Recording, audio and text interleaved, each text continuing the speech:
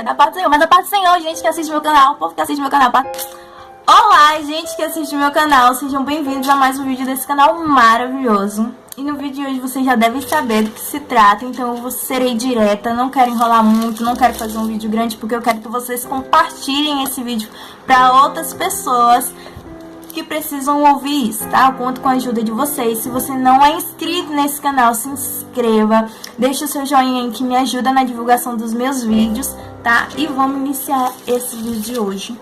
Tô aqui com minha Bíblia, porque no vídeo de hoje eu quero deixar aqui, antes de iniciar, um salmo para vocês. Quero deixar para vocês o Salmo 3, que diz assim: Senhor, como se têm multiplicado os meus adversários. São muitos os que se levantam contra mim. Muitos dizem da minha alma, não há salvação para ele em Deus. Mas tu, Senhor, és um escudo para mim, a minha glória e o que exalta a minha cabeça. Com a minha voz clamei ao Senhor, ele ouviu-me desde o seu santo monte. Eu me deitei e dormi, acordei, porque o Senhor me sustentou. Não terei medo de 10 milhares de pessoas que se puserem contra mim ao meu redor. Levanta-te, Senhor, salva-me, Deus meu, pois feriste a todos os meus inimigos nos queixos, quebraste os dentes aos ímpios. A salvação vem do Senhor, sobre o teu povo seja a sua bênção. Amém. Então, gente, por que eu li esse versículo para vocês? Esse salmo aqui, ele foi escrito por Davi, quando ele estava sofrendo, como é que eu posso dizer, estava passando por um conflito familiar, né, lá entre ele e seu filho Absalão. Deixa eu ver se é Absalão mesmo o nome do menino. Esse salmo mostra a confiança que Davi tinha no Senhor, em ele livrá-lo do que ele estava passando, lhe dar força, mostrando que Davi acreditava no Senhor como sendo um escudo que lhe protegeria das aflições, que lhe protege das aflições. E eu quero contar a minha história hoje pra vocês, que é parecida com isso, sabe? Uma aflição que eu passei, alguns problemas que eu passei, mas eu não tive a mesma atitude que Davi. Eu não fiz a mesma coisa que Davi fez. Tudo aconteceu no início de 2016. Eu tinha 15 anos de idade, todos nós congregávamos em uma congregação na sede. E aí abriu uma congregação do mesmo ministério nosso aqui perto da minha casa. Foi mandado um pastor para lá e o meu pai foi mandado como auxiliar para ajudar esse pastor lá nessa nova congregação. Só que esse novo pastor não pôde ficar lá, não deu certo, e aí o meu pai foi colocado como pastor da congregação. Quando estava só o pastor e meu pai era só auxiliar, estava muito fácil, porque a gente não era da família do pastor, ou seja, nossas obrigações, nossos deveres eram menores, né? Eu entrei lá como professora da escola dominical das crianças e líder das crianças, então pra mim era tranquilo porque eu sempre fiz isso.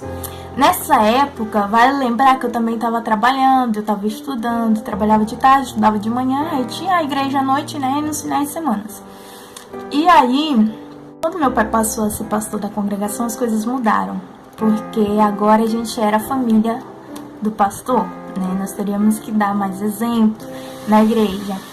E muitos dos irmãos que faziam parte dessa congregação eram irmãos que não tinham, como é que eu posso dizer, eram novos convertidos, não sabiam muito o que fazer nos cargos, como trabalhar. E como eu fui criada na igreja, eu sempre fui envolvida, por mais que eu nunca tinha trabalhado em certos departamentos, eu sabia como fazer. E eu com 15 anos já tinha uma cabeça assim, mais responsável. Então, os meses foram passando e alguns irmãos foram saindo de cargos. E como nós éramos da família do pastor, nós precisamos receber mais responsabilidades. Então, eu fui uma dessas e eu passei a trabalhar com jovens e adolescentes. Eu era regente de jovens e adolescentes, eu era líder de jovens e adolescentes, eu era líder das crianças, eu era professora das crianças, regente das crianças e regente do círculo de oração. Sim, com 15 anos eu era tudo isso que vocês estão ouvindo aí. E eu ainda trabalhava e estudava. E eu confesso pra vocês que não foi uma coisa boa. Não foi, porque se você tá na igreja, você tem um cargo só, você já passa por algumas coisas que o inimigo faz, você passa quando você tá na igreja, você é muito tentado, né? Acontece muitas coisas pra fazer você desanimar. Imagine você com tantos cargos. Eu recebi muita responsabilidade, né? Muita responsabilidade. E comecei a passar por situações muito difíceis. Tanto na escola, quanto no trabalho, quanto na igreja. E aquelas coisas foram enchendo a minha cabeça, me colocando numa situação em que eu me encontrava em todo o tempo só, sabe? Não tinha ninguém pra me conversar, não tinha ninguém pra me compartilhar as minhas dores, e eu ficava frustrada, e eu tinha muita responsabilidade, eu tinha que cuidar da minha vida espiritual, eu tinha que cuidar da vida espiritual das pessoas que eu era responsável. Muitos conflitos começaram a acontecer, muitas, sabe, pessoas que se levantavam aquelas pessoas que se levantam mesmo pra te jogar pra baixo, e as pessoas levantavam mesmo pra me jogar no chão, e chegou um ponto que eu morri espiritualmente. Eu fiquei fraca, que morri. Mas, mesmo eu tendo morrido, eu continuei indo pra igreja, fazendo meu trabalho, entendeu? Mas eu já não era a mesma que eu era antes. E eu lembro que chegou um momento em que, aqui no nosso ministério, todos os anos tem festas de jovens e senhoras, tanto local e tanto geral. E começamos a ensaiar porque ia ser festa local, né? E eu, como regente do círculo de oração e regente do grupo de jovens, eu tinha que escolher hinos, eu tinha que ir para os ensaios e tudo. E se minha vida já era difícil, imagine quando começou os ensaios da festa. Porque eu saía direto do trabalho para mim ir para a igreja, para mim ensaiar com um grupo de jovens, com o círculo de oração. E tinha várias outras coisas, várias outras responsabilidades. E aí, eu lembro que teve um ensaio em que eu tava muito desanimada. Quando eu cheguei na igreja, eu tinha que passar primeiro o hino com o círculo de oração e depois eu ia passar o hino com um grupo de adolescentes, jovens adolescentes. E aí, quando eu fui passar o hino no círculo de oração, eu lembro que eu levei as cópias dos hinos, né, que a gente entrega as cópias, entreguei pro grupo de jovens e fui ensaiar com o círculo de oração. E falei, quando acabar aqui eu ensaio com vocês. Quando acabou o ensaio do grupo de círculo de oração, elas foram embora, algumas ficaram, porque era mãe dos adolescentes, né, que estavam lá. E aí eu fui passar o hino com eles. Só que quando eu fui passar o hino com eles, eles tinham perdido as cópias e eu comecei a procurar.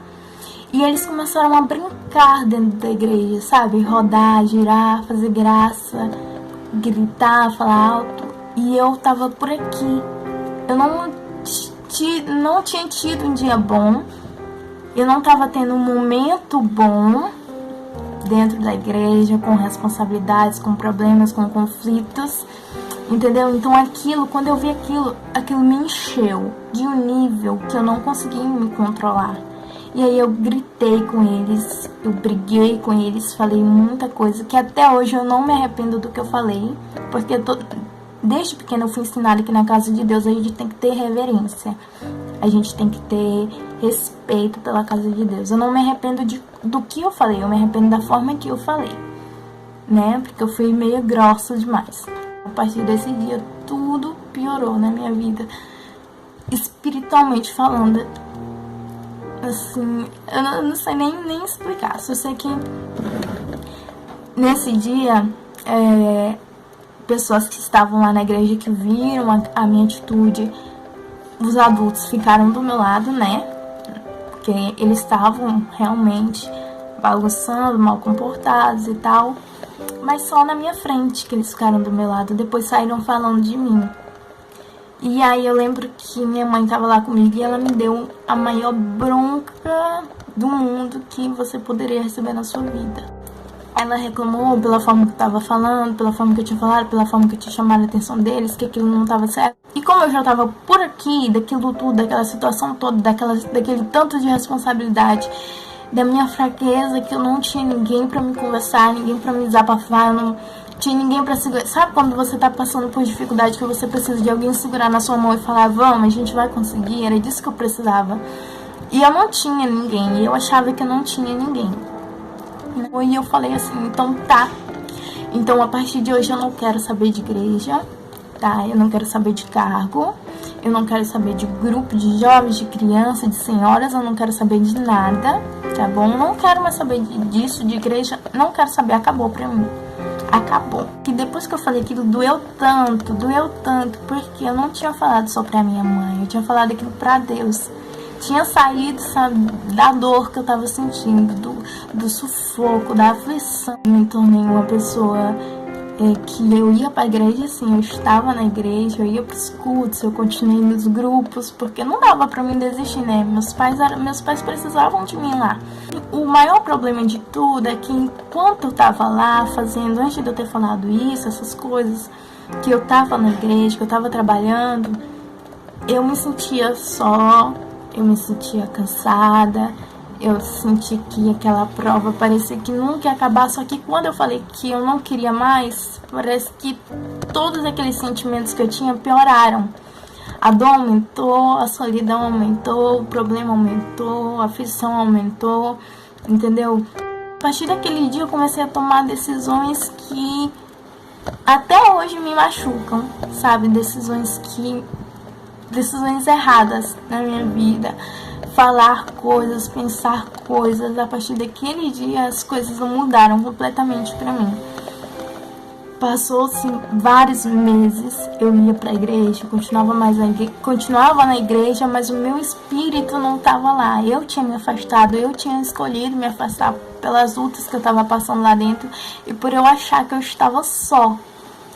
Isso foi no meio do ano, em maio, junho, alguma coisa assim. Quando chegou em dezembro, veja só o quanto de tempo que passou. Quando chegou em dezembro, eu lembro que teve um congresso da nossa igreja, e esse congresso vai ficar marcado na minha mente pro resto da minha vida. Eu nunca vou esquecer desse congresso. E tinha um pastor lá que, eu não lembro a pregação, mas eu sei que a pregação tocou muito no meu coração. E ele chamou os jovens lá pra frente e eu não fui nem pelo pregador, eu já fui me ajoelhando e fui conversando com Deus e pedindo perdão pelo que eu tinha falado lá naquele tempo, pelos erros que eu tinha cometido, sabe, pelos problemas que eu tinha causado, pelas palavras que eu tinha falado, por eu ter me afastado da presença dele.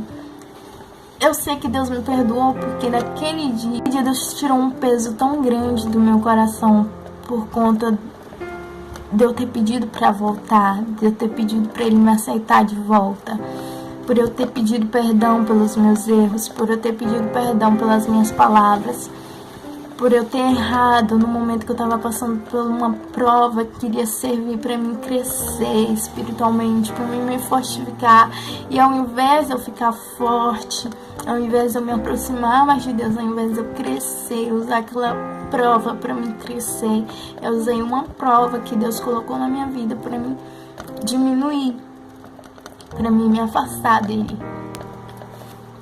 Isso se parece com a história que eu li pra vocês, com os versos que eu li pra vocês. Davi, ele estava passando por uma prova muito difícil.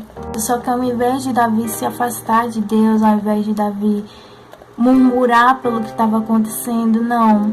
Ele depositou a confiança dele em Deus. Talvez se eu tivesse feito isso, eu teria feito escolhas diferentes, eu teria passado por momentos diferentes. Por que que eu trouxe essa história pra vocês? Talvez vocês não tenho entendido muito porque ficou meio bagunçado.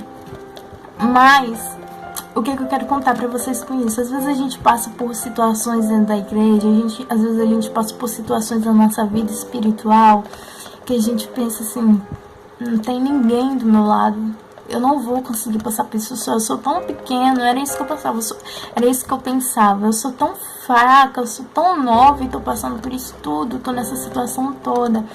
Mas nada na nossa vida, nada que acontece na nossa vida é em vão.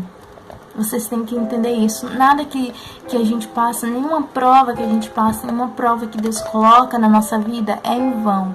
Significa que se a gente está passando por uma prova agora, porque amanhã vai ter uma vitória, amanhã Deus vai entregar algo em nossas mãos e nós temos que estar preparados para receber isso. E é através das provas que Ele nos prepara. Então, se você está na igreja, se nesse momento que nós estamos passando, que você está afastado, que nós não estamos congregando, na verdade. Se você está se sentindo fraco, se você está passando por um problema em que você se sente fraco, que dá vontade de você desistir de tudo, não desista, não se entregue. Dobra seus joelhos, fala com Deus. Mas eu não sei o que falar. Só dobra os joelhos e pede força, pede ajuda, porque eu tenho certeza que Deus vai te ajudar. Eu tenho certeza que Deus vai te livrar do que você está passando. Eu tenho certeza que Ele vai vir com socorro, porque Ele é o nosso socorro. Ele é a nossa força, Ele é aquele que nos guia. Então, dobre seu joelho, lê a sua Bíblia, conversa com Deus, pede ajuda, pede socorro, porque Ele não falha.